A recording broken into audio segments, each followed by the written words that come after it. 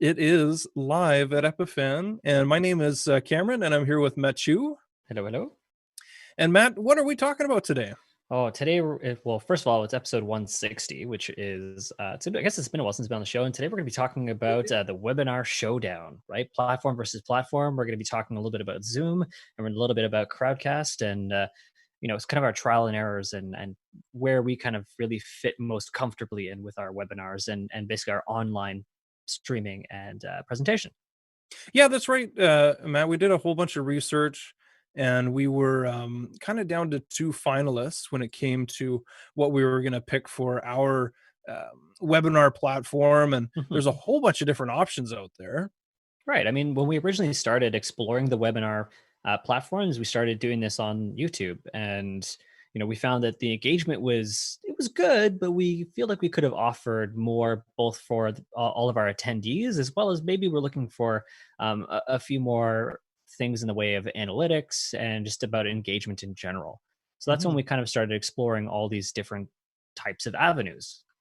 Well, and right now, I mean, there's no shortage of webinars available online. Everyone seems to be doing some kind of webinar. There's a lot of different material coming out, and it's not just information about products, information about services you might want to buy.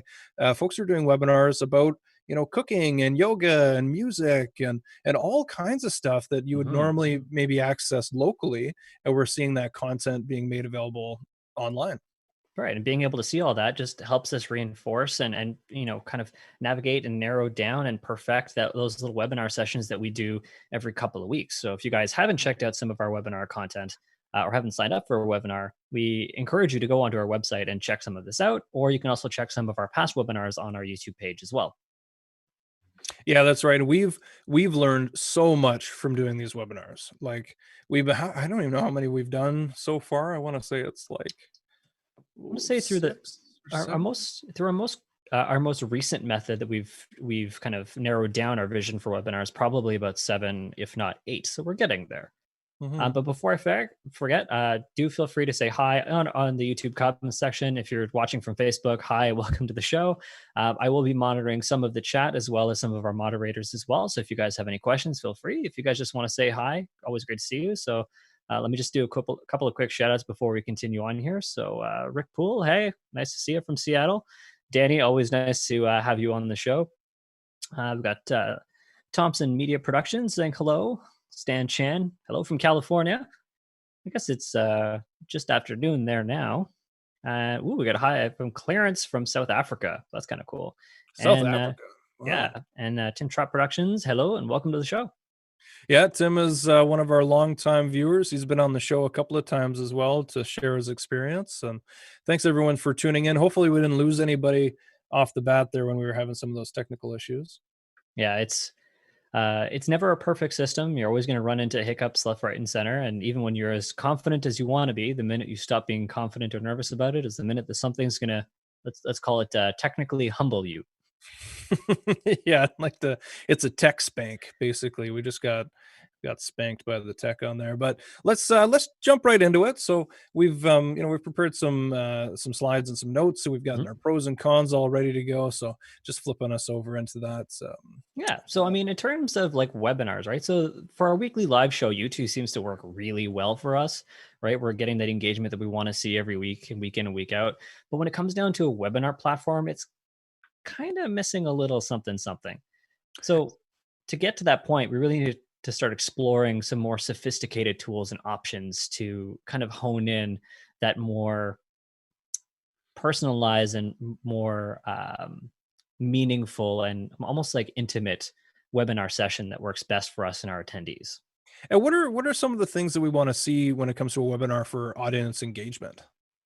Well, some of the things we always love to be able to see is things like being able to ask questions. Sometimes there are platforms. So if we're using YouTube as an example, there's a comment section where people can throw questions and make comments left, right, and center. But it may not be as obvious or as beneficial when you have the hosts that are trying to navigate the questions as well as the chat simultaneously. So having all the questions being sent to a centralized location, as an example, will always best assist both the participants and the attendees for the actual show, right? And there's platforms like when we're looking at Zoom compared to Crowdcast. Um, So in terms of questions on these platforms like Zoom and Crowdcast, you have the ability to upvote these specific questions. And when you upvote these specific questions, the more times it's upvoted, the more popular the question becomes, and it's more likely to be the first question that's going to be answered. So we've got Well, and that that's from just it. In YouTube, like you said, there's no aggregate for that, so there isn't a way for people to promote those comments. There are some mechanisms where you can pay for a comment to be updated, I think, or upgraded on YouTube. But yeah.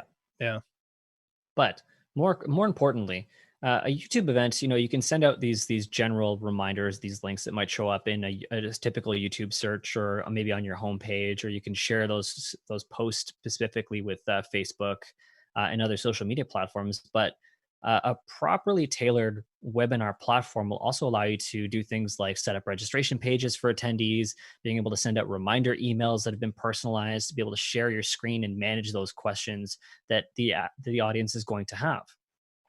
yeah, And exactly. of course, when you introduce a little bit more of a robust or a personalized platform, you're going to start seeing things like a price point that starts to be involved in some of this. Now, it's not something that you need to be concerned about, because after navigating and looking at a bunch of different online platforms, we kind of settled in with looking at Zoom and Crowdcast most specifically. So that's what we're kind of going to put that focus on for today. In terms of actual pricing, I would encourage you guys to go to the Zoom website and the Crowdcast website. There are some similarities and some differences between the two. Um, Crowdcast comes in starting at a pretty low price, the mid 20s to, I guess it's like, mid 30s cost as a starter for if you're just starting out with the Crowdcast business. And obviously that'll increase based on your tier, or if you're going for like a business platform. Zoom, on the other hand, does Yeah, seem to their have basic platform, like you said, Matt, is about $29, and Mhm. that goes up to $200 depending on the tier that you're looking at.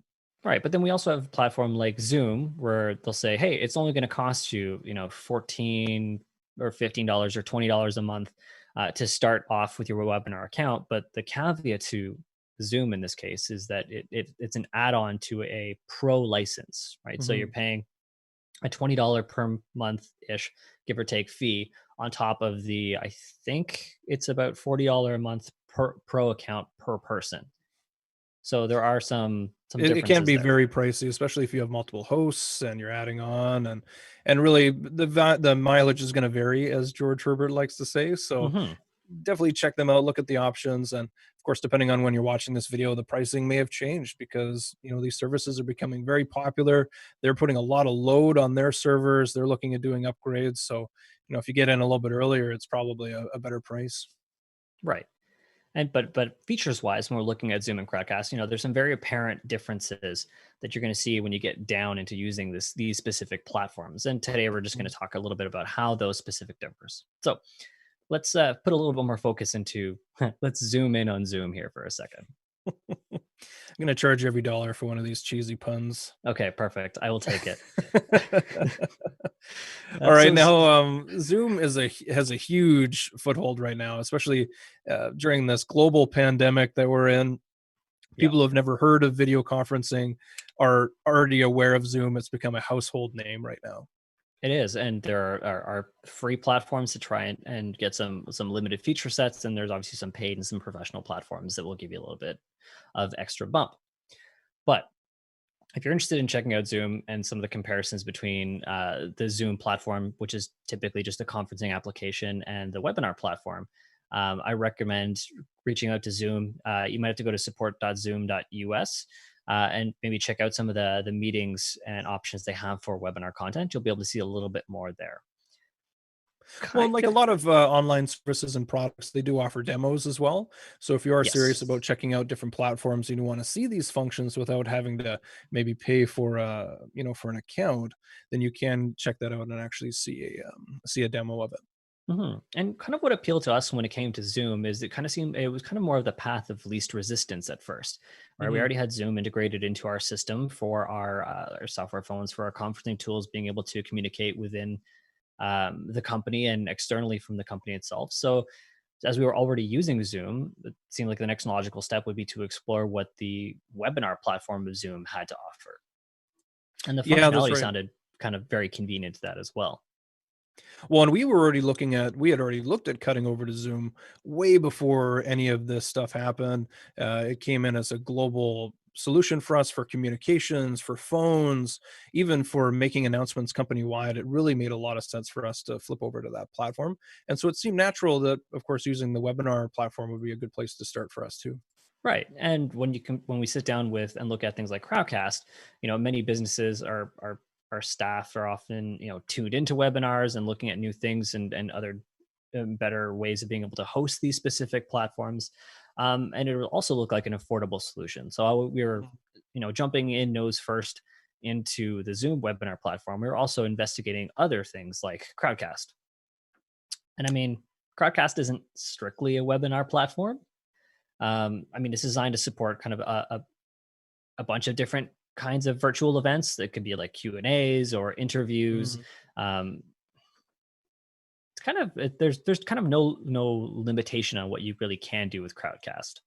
Well, and that's where we were talking earlier about just the amount of content that's available online right now. It's a little bit ambiguous, a term to say webinar, but really it is a learning platform. It's a platform where you can get a workout, you can even meet with other people.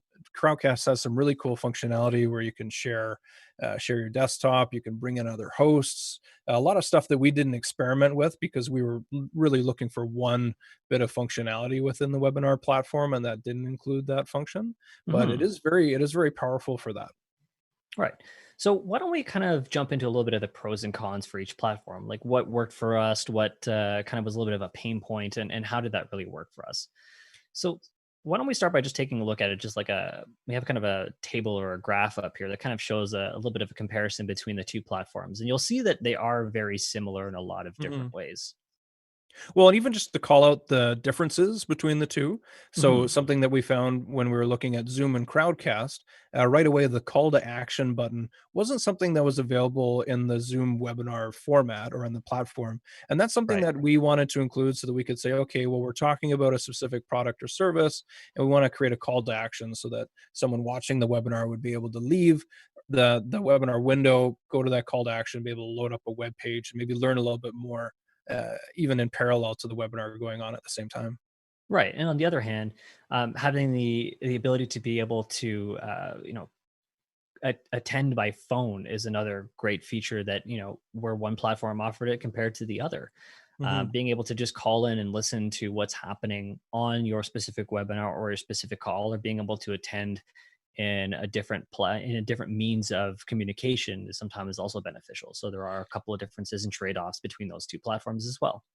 And that was an easy one for Zoom, obviously, because it is a tool that you can use for chatting online. You can use it to replace your phone. So that one was pretty easy for them. If you're attending by phone, you're going to be represented by an avatar, but that's still better than nothing, right? And then you've got Yes. you still have that virtual attendance.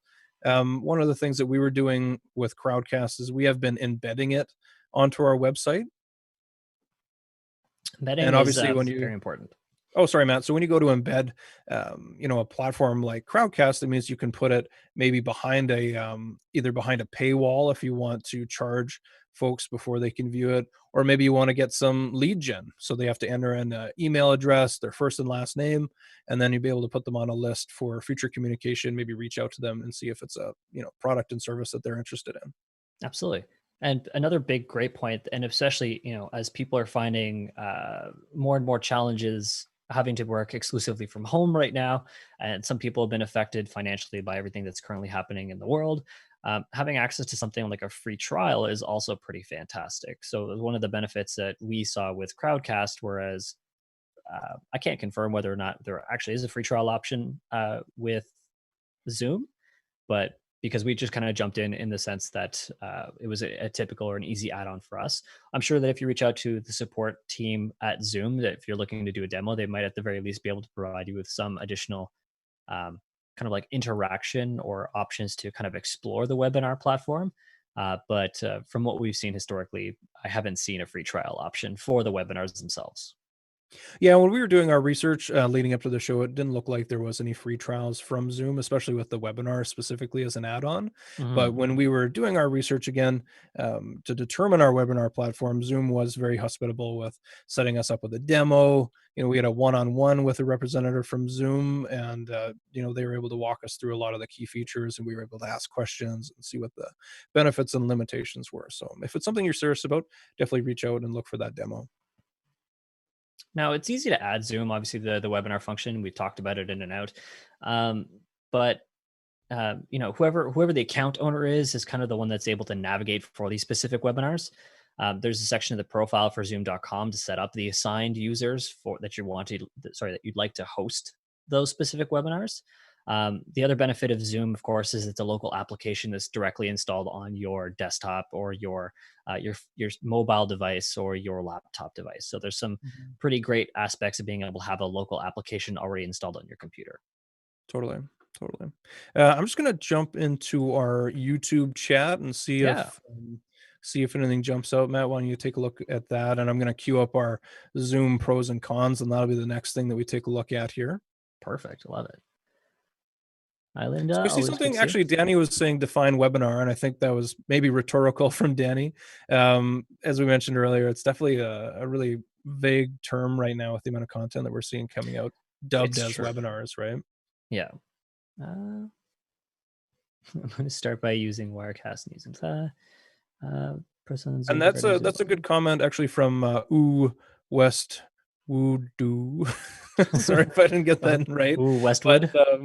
but yeah, you're absolutely correct. Doing a webinar on Zoom, folks are going to have their video turned on. You might have to mute participants, right? Like you are in a chat platform, and Yeah. you do have a lot of controls to turn people on and off and control, and you can make other people moderators and hosts and whatnot. But yeah, there is quite a bit of moderation that's required within that platform. Yeah, and we did explore a lot of that as well with Zoom when we were initially trying.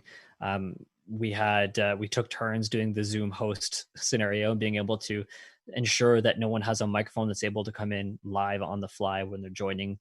Same thing for those video sources as well. So yeah, Mhm. it's definitely a possibility for someone who hasn't spent the time to really learn and navigate that specific platform, but it doesn't mean that it's kind of like a showstopper that suddenly is going to cause a big headache for everybody for an actual webinar live on the fly.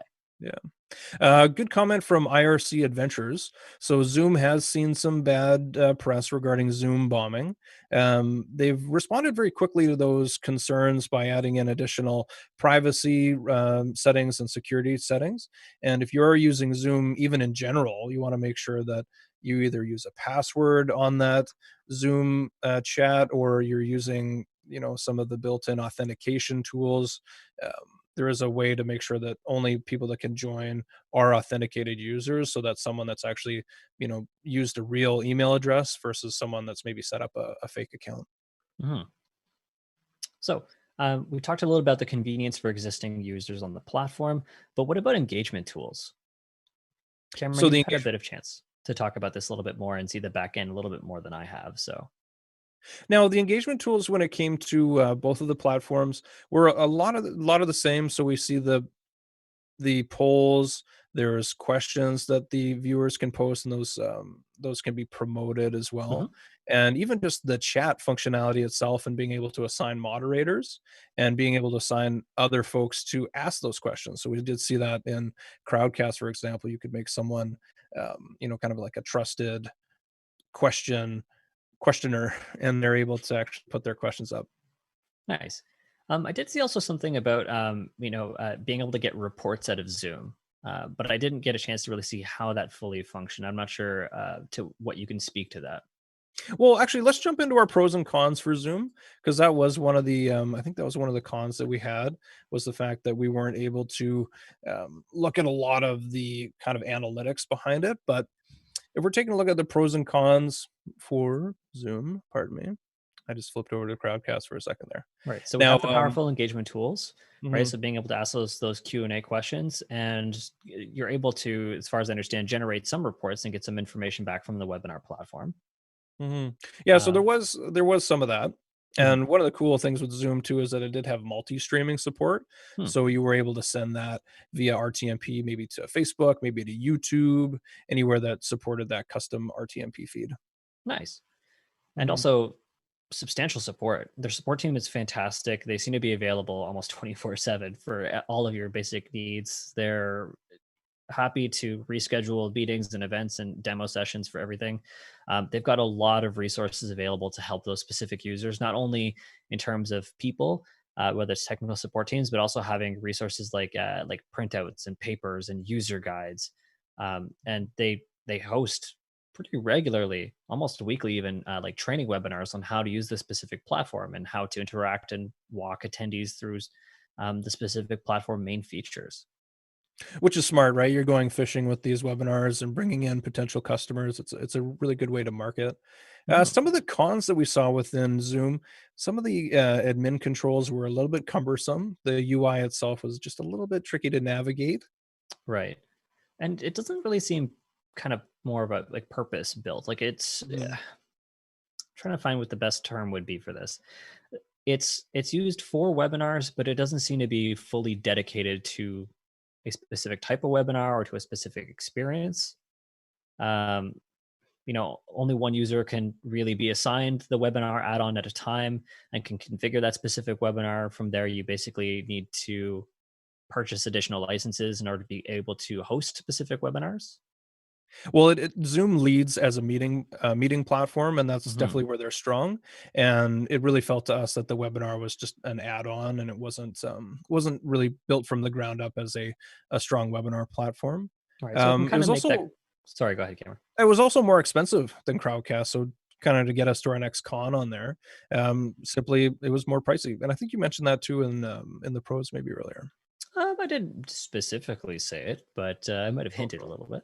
Now, just to keep us rolling here, we weren't happy with the limited attendees depending on the tier.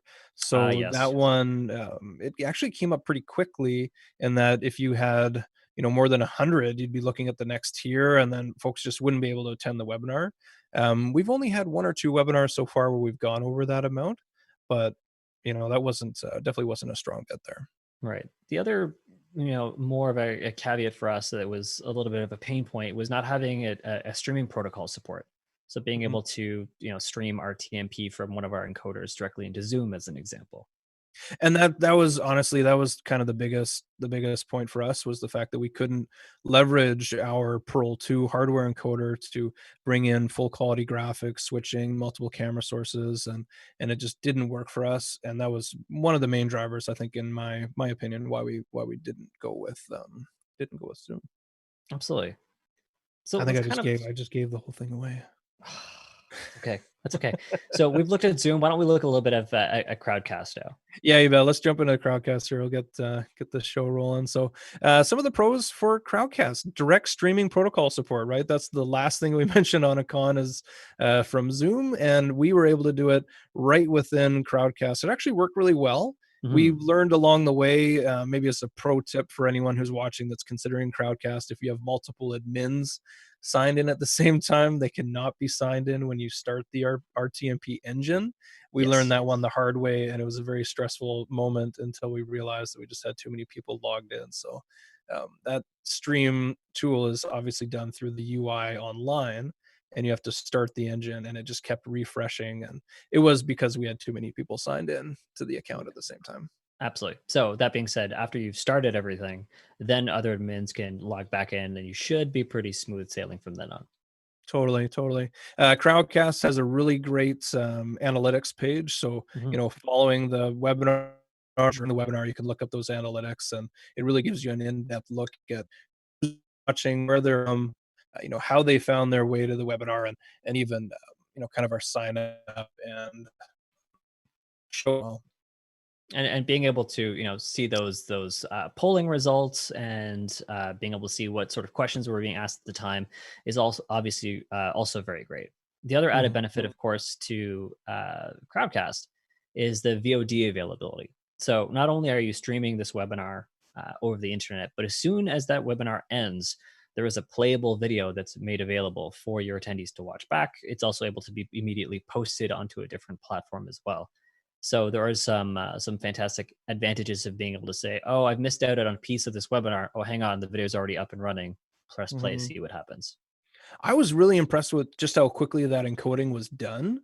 Hmm. So I think the backbone for Crowdcast is AWS. That one I'm not totally 100% on. If you do know that, throw that comment out on the chat there. But it was rendered and ready immediately. So that's really cool, especially when you look at YouTube, for example. Your video, like this live stream, will be available right away for viewing, but only at like SD, right? Like you might get a Right. Yeah. 360 stream out of it or 480, and in Crowdcast it seemed like it was ready at 1080 immediately.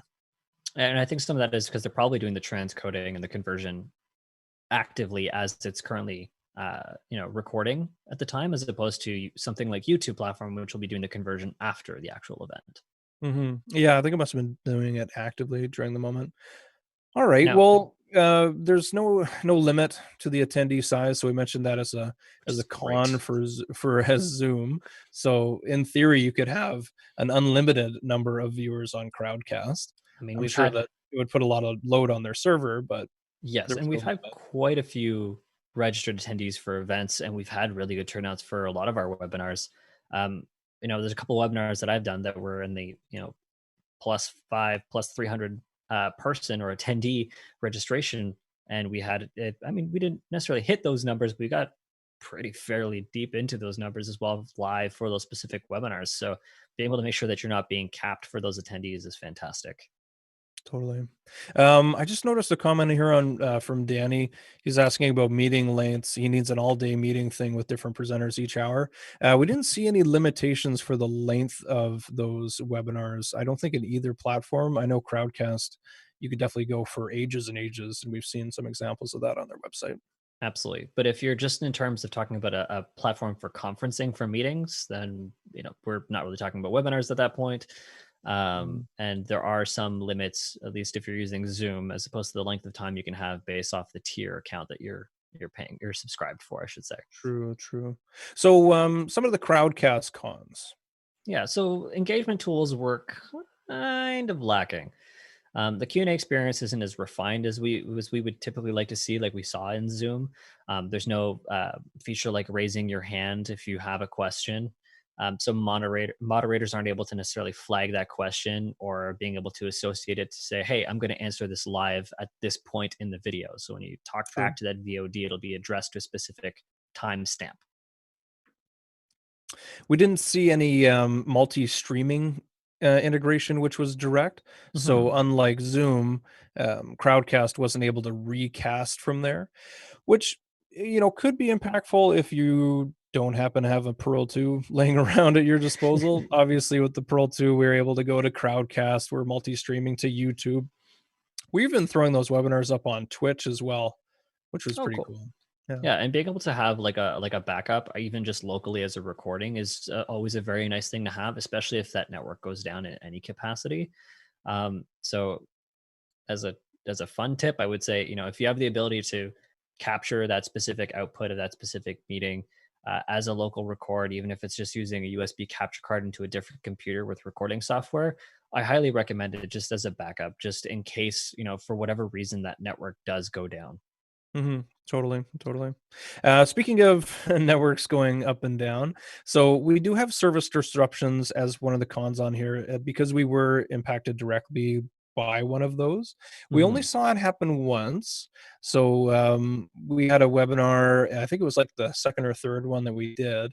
And we were getting started, and all of a sudden the Crowdcast site was going down, and we had comments coming in kind of intermittently saying, "Hey, I can't view this window." Our admins weren't able to log in, and we suspected it was entirely just due to a load on the actual webinar platform. I think it was on a Friday, so it was kind of a busy day for webinars. We were presuming, Yeah. but yeah, that was a little bit disappointing because we did estimate that we'd lost quite a bit of viewers on that because they just weren't able to access that content in that moment.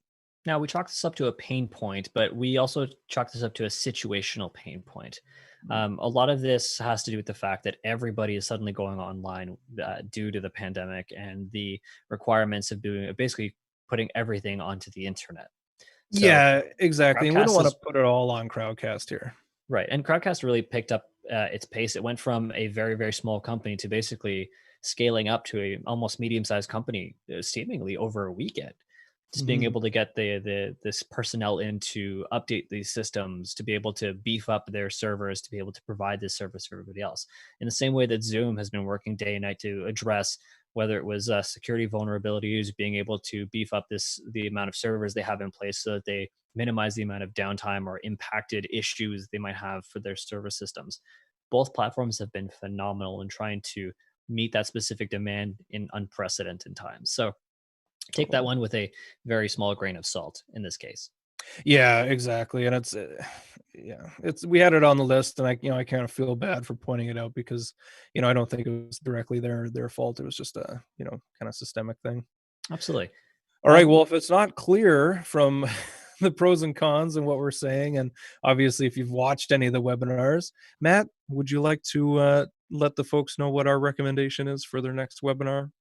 So if you're stuck trying to decide between Zoom and Crowdcast, our personal recommendation goes with Crowdcast just based on the experiences that we've had, being able to do that RTMP streaming directly to the platform and being Mhm. able to look at all those, weighing the pros and cons between those specific companies and those platforms available. Now, these are not your only options that are available for streaming. So, No, if in terms of webinars and platforms that can support webinars and for streaming, we recommend to explore a lot of them. And we'll talk about them throughout the year in 2020 as we're exploring all these other options out of curiosity, professional curiosity. But if you're trying to decide between one versus the other, we're gonna probably lean it towards Crowdcast a little bit more strongly. totally. And like we always say, mileage may vary, so please make sure to check out those sites, check out other videos, look for other information online before you make a decision. But like Matt said, just for those couple of key factors, including the RTMP, we wanted to make sure we were using a platform that supported that. And if you're curious to see how we're doing some of our webinars via Crowdcast, there was a webinar that we did. It was the webinar Q&A where George Birchall and myself hosted. And we do Mhm. talk about how we do that specific setup a little bit more in detail. So we do recommend Totally. to check those out on our website and on our YouTube page. And we'll make sure to include links for that in the description below, as well as the moderators might have a chance to throw it up on the chat before we end the show. And we Mhm. even did an episode of Epiphan Live a couple of weeks ago where we looked at producing video from home and kind of what our workflow was and how it's been working. And obviously, at the start of the show, how it's not working for us all the time, but it's better than not doing anything, right? This is very true. Cool, cool. All right. Well, we were going to get into a little bit more detail about that, but I think we're going to skip out and we'll call it a wrap. That's right. And thank you guys so much for joining us today. Like and subscribe on our YouTube page. If you're on Facebook, thank you very much. Like and continue to follow our Facebook page for Epiphan Video. For those of you that we did miss the questions, we will answer some of those. As an example, asking which one is the best the webinar platform and any HD quality issues. We'll get to those in a little bit, and I apologize we weren't able to get those today. It's all good, Matt. They'll forgive you. All right. Now, come back next week. Check out our episode. We're going to be talking about how accurate is AI transcription. So, looking at a few different examples there. And as always, we're here at 3 p.m. Eastern on Thursdays, YouTube, Facebook, Twitch. Yeah, I think that about does it. That's it. All right. Well, thanks for tuning in. Matt, it's been a slice. Stay safe, bud. You too. All right. Take care, guys.